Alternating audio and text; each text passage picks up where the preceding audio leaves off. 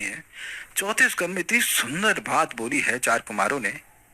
व्यक्ति के आत्म साक्षात्कार में सबसे बड़ी बाधा है कि वह अपने आत्म साक्षात्कार से अधिक महत्व किसी अन्य कार्य को दे। अमेजिंग। समझिए आप कुछ क्या बोल रहे हैं लोग। अपने लक्ष्य को हम कोई प्राप्त करना चाहता है तो अब उससे अधिक महत्व किसी और वस्तु को दे रहा है, तो वही सबसे बड़ी बाधा है ना लक्ष्य प्राप्ति में। कुछ कुछ सिंक हो रहा है। तो ये अहंकार का काम ही है कि जो चीज सर्वथा यूजलेस है या वर्थलेस है उसमें इतनी बुद्धि, बहुत महत्व बुद्धि कर देना। शिकार है, इसलिए खतरनाक है। इसलिए ऐसा मत सोचिए कि अभी आप भक्त हो गए हो, आप एकदम से प्योर डिवोटी हो गए, आपको अहंकार आपका बाहर चला, ऐसा नहीं होता है।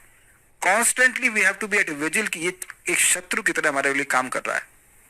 देखिए, यद्यपि मन को शत्रु बोला गया है, लेकिन अल्टीमेटली मन के पीछे क्या है? मिथ्या अहंकार। मिथ्या अहंकार के आधार पर ही तो मन में संकल्प उदित होगा। समझ में आ रहा है? जब मैं ये मानूंगा कि मैं ये देह हूं तो उसके आधार पर संकल्प अलग होते हैं, और जब मैं मानता हूं कि मैं कृष्ण का सेवक हूं तो उसके आधार पर मन के संकल्प अलग नहीं हो जाते हैं। आप फूल लेने जाते हो तो फूल देखते हो, अच्छा मैं कृष्ण के लिए फूल लेके जाऊंगा, तो ये इस भावना पे आधारित है ना, कि इस अहंकार पे आधारित है कि मैं कृष्ण का सेवक हूं, मुझे कृष्ण की सेवा करनी चाहिए। It's very simple. और नहीं तो वही फूल है और जो सारी चीजें, उसका संकल्प भगवान के लिए तो नहीं होगा। I think it's very, it's like a switch. और ये व्यक्ति को निरंतर देखते रहना चाहिए कि इसका दिन भर में स्विच किस तरफ जा रहा है।